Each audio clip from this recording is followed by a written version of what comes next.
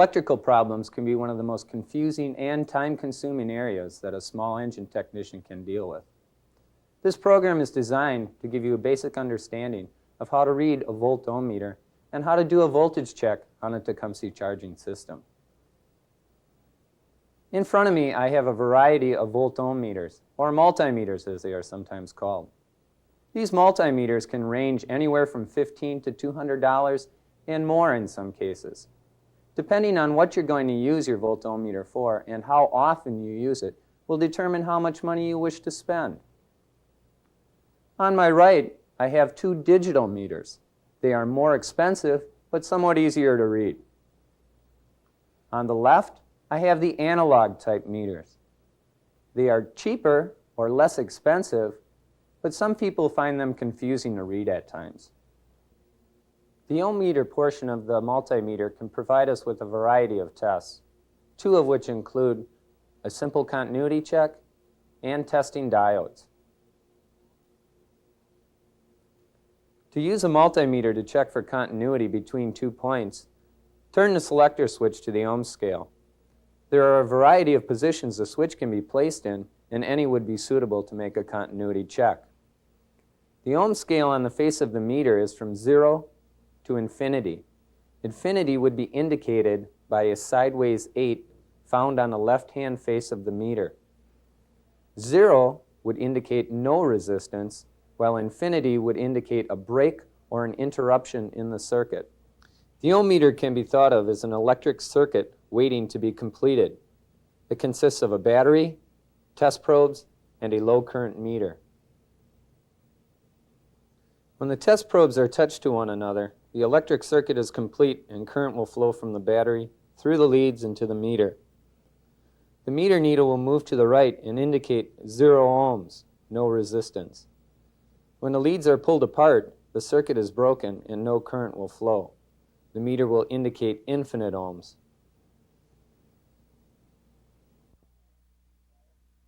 An ohm meter can be used to test a diode. A diode is a device that will only allow current to flow through it in one direction. To properly test a diode, take the test leads from the meter. Connect them across the diode. With the leads connected across in one direction, you should have a reading of infinite ohms. Now if you reverse the connections and place them across the diode, you should indicate some resistance.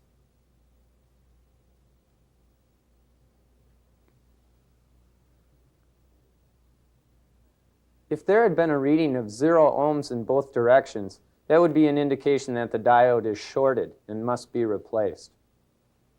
If there would have been a reading of infinite ohms in both directions, that would have been an indication that the diode is open and must be replaced. Now that we've shown you the basics on how to use the multimeter to make a continuity check, let's go on out to the shop and I'll show you how to use this test, and we'll also make some voltage tests on a rear engine rider. A source of a lot of electrical problems can be traced back to the battery. A simple test that you can perform on the battery is using a battery tester known as a hydrometer. In order to use the hydrometer, you have to remove the caps from the battery.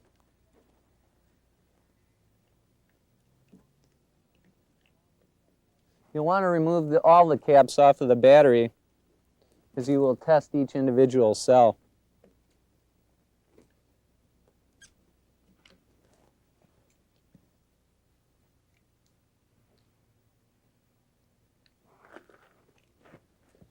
To properly use the hydrometer, you take the rubber hose end and insert it into the cell of the battery, and then we're going to withdraw some of the acid from that battery cell. If you look closely at this battery, you can see that the water level on the first cell is way down. If I were to insert the hydrometer in there, I wouldn't be able to get any acid out of it. So I know right away that I have to do something to this cell on the battery. I'm going to go and test one of the other cells. Place the hose of the hydrometer into the cell, but before you do that, squeeze the bulb of the hydrometer, push it down into the battery acid, and then let go of the bulb, and that will draw the acid into the hydrometer.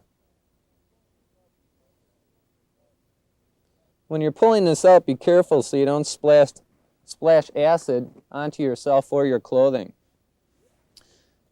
Tap the hydrometer a few times to get any air bubbles out that may be in there.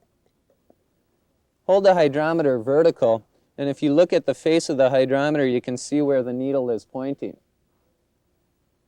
This is the good area, fair, and recharge area on the hydrometer. Right now, this gives me a reading of somewhere around 1.300. Anything less than 1.225 would indicate that the cell is low and the battery would require charging.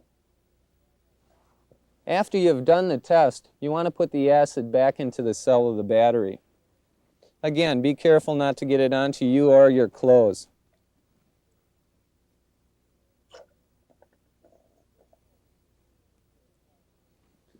You should test each individual cell to make sure that it is performing adequately.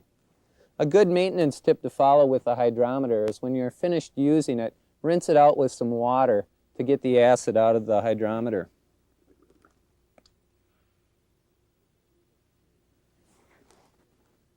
And you can do this 2 or 3 times to make sure that it is cleaned out.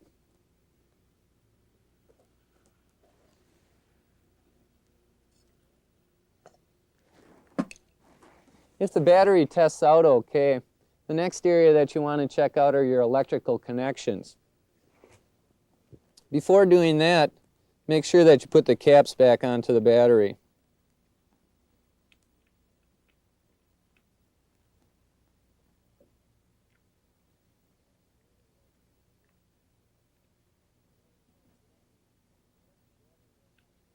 If you have any battery acid on your hands from this test, it may be a good idea to wash them.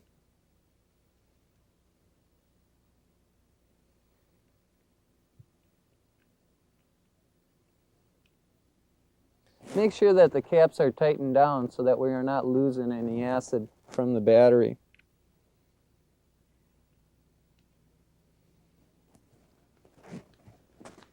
If you look closely at the battery connection on the negative terminal here, you can see that it is quite rusty and corroded. If you find out that your connections look as this one does, then you should take it apart and clean it off to make sure that you have a good connection. Taking off this bolt and nut that hold on the negative cable, you can see that both the terminal and the wire are somewhat corroded and rusty. I can take a wire brush and clean those up quite nicely.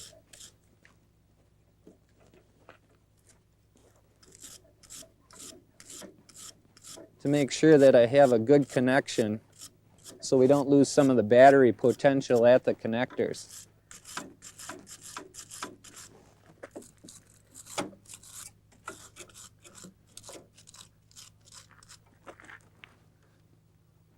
Also be sure to clean off the nut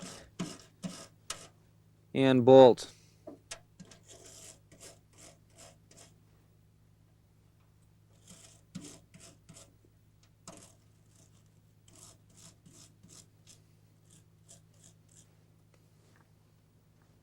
With those connections clean, I can put this nut and bolt back on here.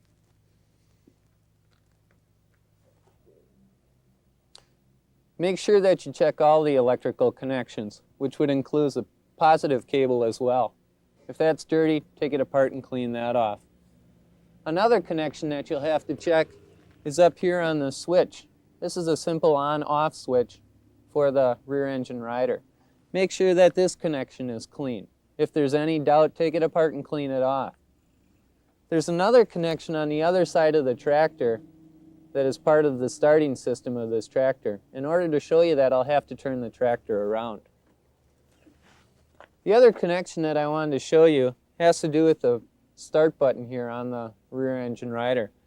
In order to check those connections, I have to remove this panel.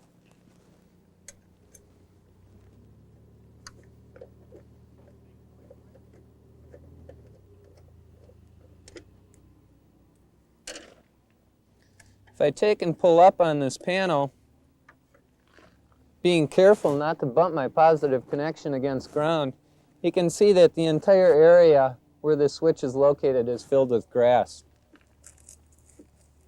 This should all be cleaned out of here. If this were wet grass, there's a good possibility that a short could occur.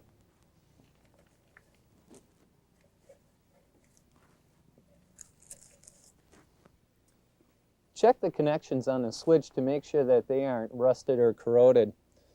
If all of your connections check out fine, the next area that you may want to look into is the condition of the wiring. For instance, if you look at this wire right here that provides the charge back to the battery from the charging system, you can see that the insulation is burned. There may have been a short caused here at one time, which caused a large amount of current to flow through the wire, in which it heated up and began to melt the insulation. The copper wire may also be brittle from heat being passed through it.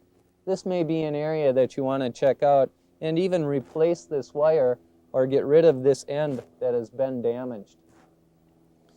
If the condition of the wiring checks out okay, the next area to look into would be doing continuity tests on the switches.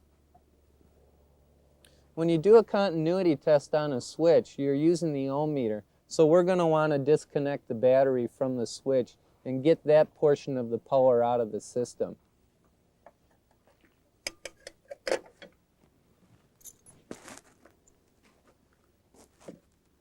The first continuity test that I'm going to perform is on this switch right here, which is a simple on-off switch. In order to do the continuity check, you have to take your volt-ohm meter and turn it to the resistance portion of the meter. Take the two leads of the meter and touch them together. And again, this completes the circuit as we learned earlier and will allow the needle to move to the right and reach 0 on the meter. If it goes beyond 0, there's an ohms adjust on here that we can turn to make sure that the meter is properly zeroed out. With the meter zeroed, I can do my continuity check. However, before I do that, I have to isolate the switch from the rest of the circuit, which will mean taking the connections off of the switch.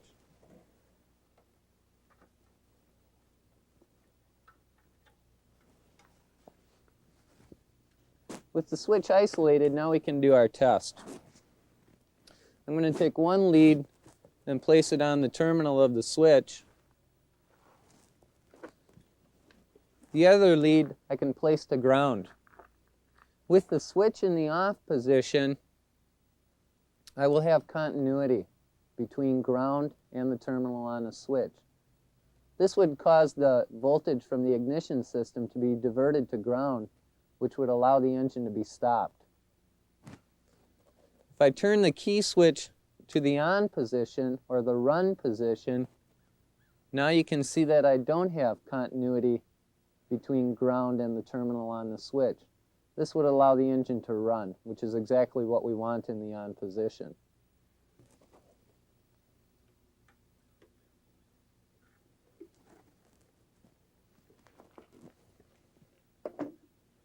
The other continuity check that I'm going to be performing is back here on the start switch. Again, to do my continuity check on this switch, I want to remove the wires from the terminals of the switch and isolate the switch from the rest of the system.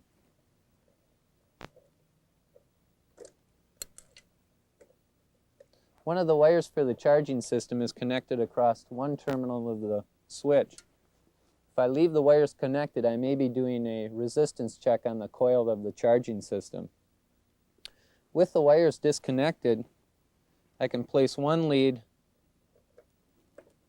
across one side of the switch and the other lead across the other side of the switch. With the switch in its normal position, we have no continuity across the meter.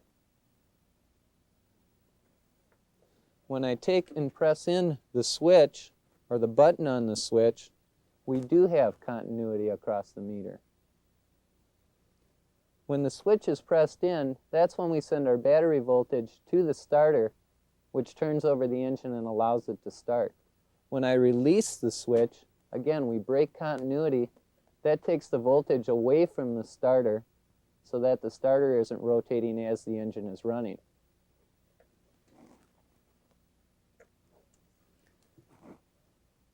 If your continuity checks come out right on all of your switches, the next area that you may want to check is to take an actual voltage reading from the charging system with the engine running. If the battery, the connections, the condition of the wiring, and your switches test okay, then you're going to want to do a voltage test with the engine running. Before you can do a voltage test with the engine running, you have to identify what type of charging system you have. The reason for doing that is to find out what your voltage readings should be. A clue to finding out which charging system you have will be to take a good look at the type and color of wires coming out of the engine and the type of connector. Once you have identified that, then you can go to the Tecumseh alternator chart, which is available through the service division. Part number of that wall chart is 695-156.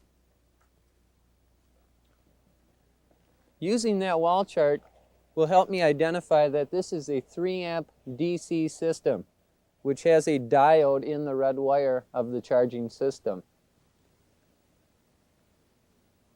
The next thing that I'm going to want to do here is to separate the connector to isolate the charging system from the rest of the wiring harness on this unit. The first test I'm going to do is a DC voltage check. If you look in the mechanic's manual or the electrical troubleshooting book, you will find out that at 3,300 RPM, you should have a reading of 10.5 volts minimum. It may be more than this, but it should not be less than 10.5 volts. To do a DC voltage check with your multimeter, switch to the DC scale on the multimeter. Now, I've turned to the 60 volt range on the multimeter. The voltage reading, according to the mechanic's manual and the electrical troubleshooting book, indicates to me that the minimum voltage reading would be 10.5 volts. I'm switching to one higher scale, going to the 60 volt range instead of the 15 volt range, in case that voltage for some reason would be more. I don't want to damage my meter. The DC voltage scale is in black along the midpoint of the meter face. I am on the 60 volt range. Therefore, I look to the end here and I find that is the second set of numbers in black on the DC voltage scale. I'll take my terminals or my probes for my voltmeter. Red is going to be the positive connection. Black will be ground. I will place the red probe into the connector that corresponds with the red wire. The green wire coming out of here is the magneto ground, which diverts the ignition voltage to ground and kills the engine. The black lead I will be placing on a good engine ground, something that's not painted and is a fairly good connection to provide me with a good ground. Before I can do my voltage reading, I have to start this engine up. The voltage reading should be taken at 3,300 RPMs. Therefore, I can take a vibratac, which is available through the service division, and adjust so my engine is running at 3,300 RPM. I can turn the dial on the vibratac to the 3,300 RPM range and then lay this on the engine. When this needle or this wire portion moves in its widest arc, that will indicate that I'm at 3,300 RPM.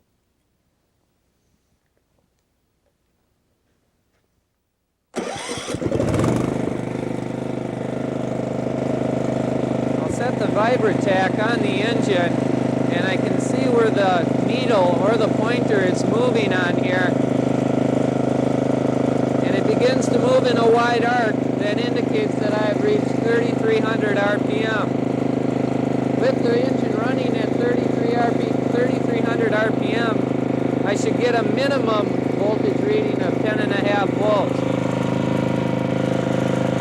Again, I will place my black lead to a good ground, and if I look on the meter, I'm on the 60-volt range. To get a little better reading, I'm going to switch down to the 15-volt range. On the 15-volt range, we have 0 volts, 5 volts, 10 volts. I'm halfway in between 10 and 15 volts, which indicates somewhere around 12.5 volts. Because this is greater than the 10.5 volt reading, my system is okay.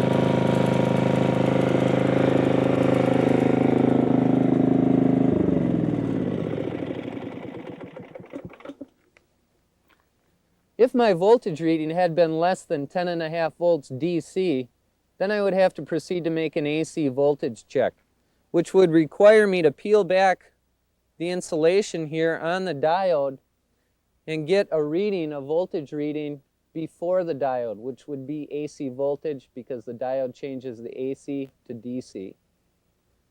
So I'd have to cut away my insulation here and proceed to make an AC voltage check.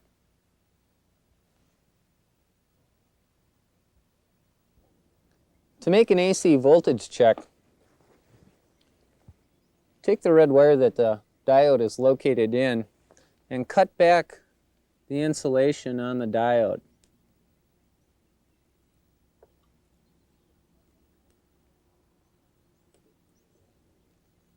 Cutting back on the insulation will expose the end of the diode, which is metal, and where we can take our AC reading from. According to the mechanics manual or the electrical troubleshooting book, at 3,300 RPM, the same RPM we took our DC reading at, we should have 24 volts AC. First thing I'm going to have to do on the meter is to switch it to the AC voltage scale. There are 4 settings on here, and I'm going to use the 60 volt range.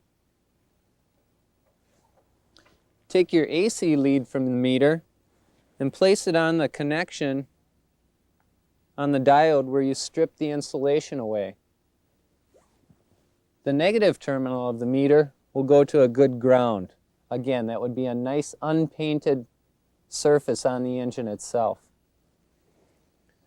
With the engine at 3,300 RPM, using our Vibratac again, I can take my voltage reading.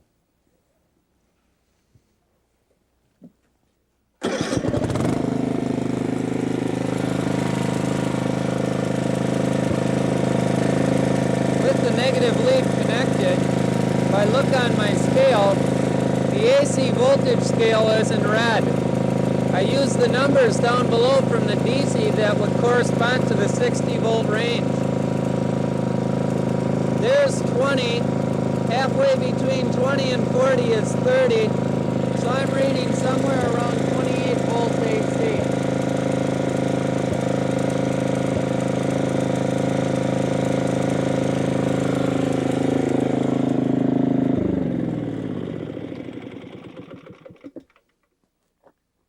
.28 volts is greater than the 24 minimum required, which tells me that the charging coils are working just fine on this engine. Let's review a little bit about what we've just done here. If I do my DC voltage reading and I have less than the minimum voltage, I would have to do an AC voltage check. If my AC reading is in the required range, then the diode is faulty and should be replaced. If the AC voltage reading would be less than required, then there's something wrong with the charging coils and the whole alternator system should be replaced. As we stated earlier in the program, working with electricity and electrical troubleshooting can be a bothersome and long process to diagnose. If you follow a systematic approach in doing it and take the time to make the necessary tests and have the right equipment, we can make this job a lot easier for ourselves and profitable.